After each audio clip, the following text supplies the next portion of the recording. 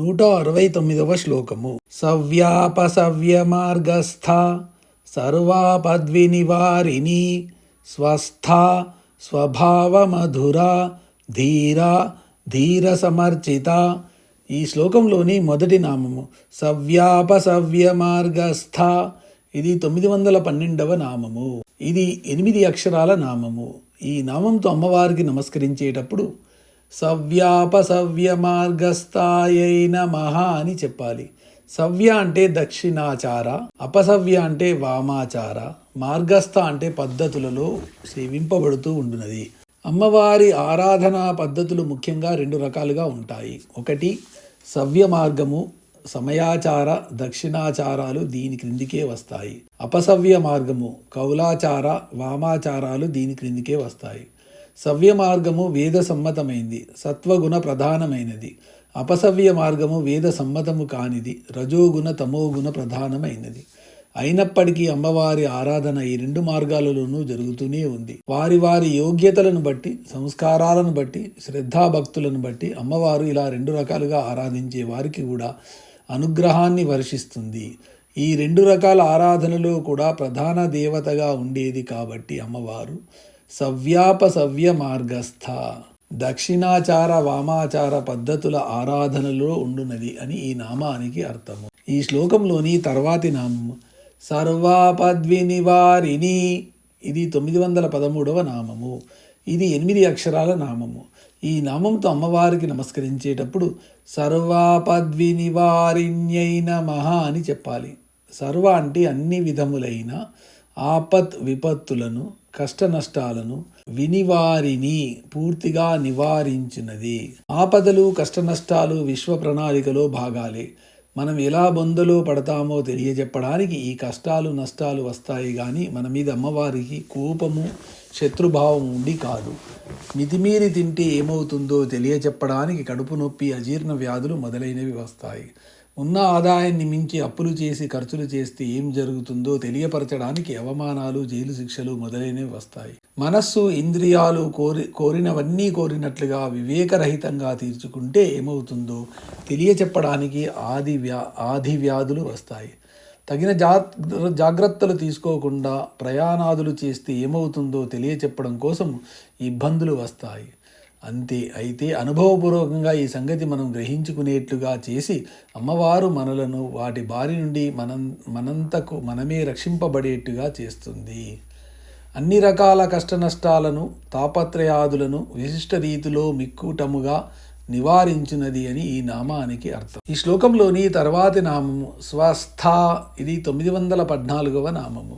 ఇది 2 అక్షరాల నామము. ఈ నామంతో అమ్మవారికి నమస్కరించేటప్పుడు స్వస్థాయై నమః అని చెప్పాలి. స్వస్థ అంటే స్వస్వరూపమున చెక్కు చెదరక ఉండునది.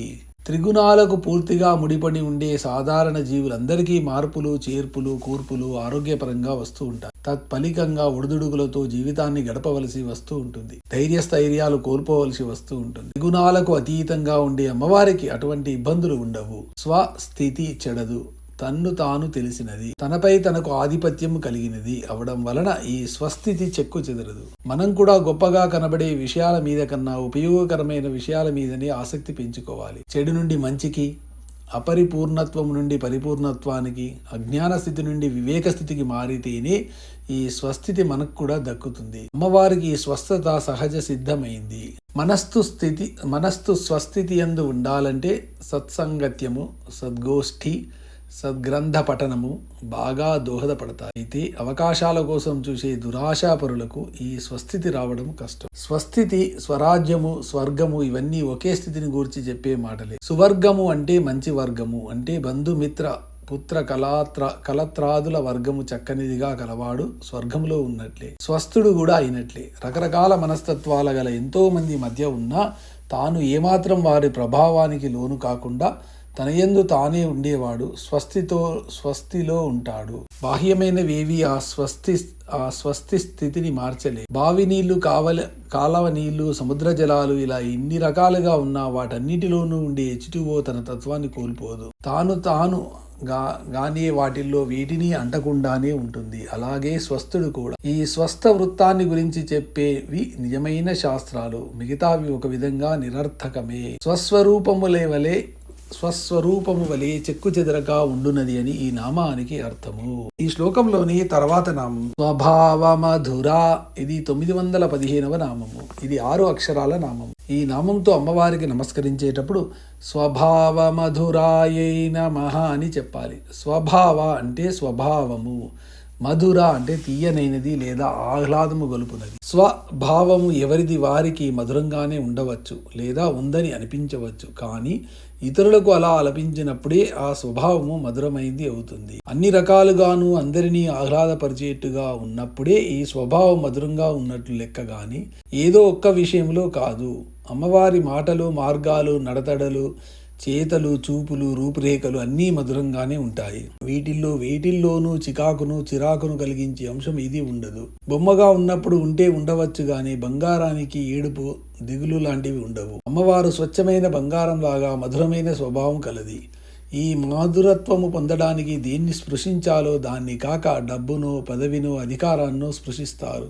సాధారణంగా ఇలా చేయడము దురద ఉన్న చోట కాక వేరొక చోట గోకడం లాంటిది. దీన్ని ఆంగ్లంలో పారాలాక్సిజం అంటారు. సూర్యోదయం చిత్రం గీస్తే ఆ గీసిన చిత్రము పౌరుషేయము అవుతుంది. అసలు సూర్యోదయము అపౌరుషేయము అవుతుంది. ఇది సహజమైనది. మధుర స్వభావం కూడా అలాగే సహజ సిద్ధంగా ఉంటుంది. వ్యాపారస్తుని కూడా ఆ మధుర స్వభావం ఉన్నట్లు అనిపిస్తుంది, కానీ అది స్వార్థపూరిత ఉద్దేశ్యంతో కలిసి ఉంటుంది. అమ్మవారికి గాని నిజమైన యోగికి గాని మధుర స్వభావము ఆ మోటివ్ లేకుండా ఉంటుంది.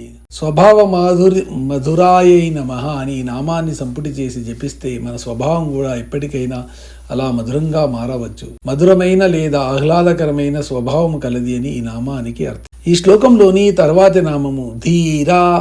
ఇది 916వ నామము. ఇది 2 అక్షరాల నామము. ఈ నామంతో అమ్మవారికి నమస్కరించేటప్పుడు ధీరాయై నమః అని చెప్పాలి. ధీర అంటే ధీరురాలు. ఏది లేకపోతే మిగతావి అన్నీ ఉన్నా లాభం లేదు, అది ధీ. ఈ ధీర లక్షణము లోపల నుండి వచ్చేది కానీ బయట నుండి వచ్చేది కాదు. విత్తనలోంచి పెరిగే చెట్టులాగా ఉండాలి గాని బయట నుండి గాలి ఊదితే పెరిగే రబ్బరు బూరలాగా ఈ ధీర లక్షణం ఉండకూడదు. చెట్టులా వృద్ధి చెందదు, బ్రద్దలవుతుంది. ధీశక్తి కానీ, ధైర్యం కానీ, స్థైర్యం కానీ అంతరంలో ఉండి బాహ్యంగా వ్యక్తమవుతాయి. మనలో అవి అలా వ్యక్తమవుతున్నప్పుడు మనలో పనిచేసే అమ్మవారే ధీర. పరమహంసలకు ఈ ధీర గుణము ఉంటుంది. ధీరురాలు అని ఈ నామానికి అర్థం. ఈ శ్లోకంలోని చివరి నామం ధీర సమర్చిత. ఇది 917వ నామము. ఇది 6 అక్షరాల నామము. ఈ నామంతో అమ్మవారికి నమస్కరించేటప్పుడు ధీర సమర్చితాయై నమః అని చెప్పాలి. ధీర అంటే ధీశక్తి గల వారిచే, సమ్యక్ అంటే చక్కగా, అర్చిత అంటే అర్చింపబడునది. స్థిరత్వమును సాధించగల ధీశక్తిని, ధైర్య గుణములను గలవారిని ధీరులంటారు. ఈ విషయంలో అయినా సమగ్రమైన జ్ఞానాన్ని ధీరులు దృఢమైన శ్రద్ధాభక్తులతో సాధిస్తారు. అందుచేత వాళ్ళు దర్శించినవన్నీ సంపూర్ణ సత్యాలు అవుతాయి. అటువంటి ధీరుల చేత సరి అయిన విధానంలో అమ్మవారు అర్పించబడుతుంది. కాబట్టి ధీర సమర్చిత, ధీరులచే చక్కగా అర్చింపబడినదని ఈ నామానికి